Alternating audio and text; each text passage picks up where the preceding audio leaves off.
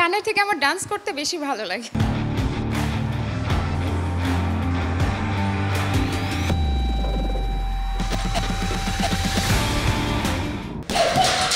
তামান্না হক একজন বক্সার, পরিচিত বাংলাদেশের প্রথম পেশাদার নারী বক্সার হিসেবে।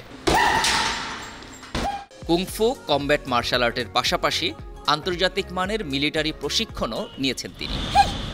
গ্রিস, ইতালি ও ফ্রান্স সহ ইউরোপের বিভিন্ন দেশে গ্লাভস হাতে বাংলাদেশকে উঁচিয়ে ধরার সুযোগ হয়েছিল তার, কিন্তু পৃষ্ঠপোষকতার অভাবে নিজেকে তুলে ধরতে পারেননি তিনি।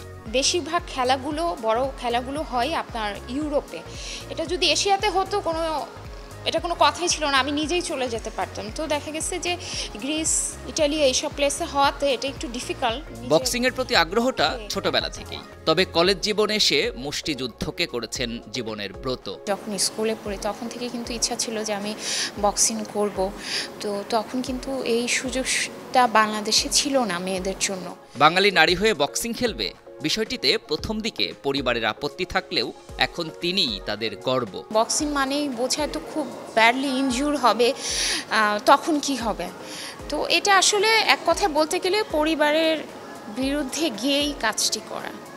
শুধু বক্সিং কুংফুই নয়, একই সাথে সেলফ ডিফেন্স, শারীরিক ফিটনেস ও নারীদের সুরক্ষা নিয়েও প্রত্যক্ষভাবে কাজ করছেন তামান্না। আমি এখন কমব্যাট স্পোর্টসে আছি, সেলফ ডিফেন্স নিয়ে কাজ করছি, বক্সিং, কিক বক্সিং, আর এখন আমি কুংফুতে আছি। তো অলরেডি রেড বেল্ট টেস্ট দিয়েছি। তো এই বেল্টটা পেলে হয়তো আমি ইন্টারন্যাশনাল অ্যাসিস্ট্যান্ট ইনস্ট্রাক্টর হয়ে যাব। কথা বলেন ব্যক্তিগত জীবন নিয়েও, জানান জীবন সঙ্গী হিসেবে কেমন ছেলে বেছে নেবেন তিনি। এটা ট্রু, আমি এখনো তেমন কোনো প্রপোজাল পাই না, এটা হয়তো কেউ বিশ্বাস করবে না। জীবন সঙ্গী আসলে আমি চাই না কি সে এরকম ফাইট রিলেটেড এরকম হোক, কারণ আমি দুইজন অ্যাগ্রেসিভ হলে সমস্যা, নর্মাল হলেই ভালো। ফাইটের পাশাপাশি নাচ করতেও ভালোবাসেন তিনি, তবে প্রিয়জনদের রান্না করে খাওয়াতে বেশি পছন্দ করেন। গানের থেকে আমার ডান্স করতে বেশি ভালো লাগে।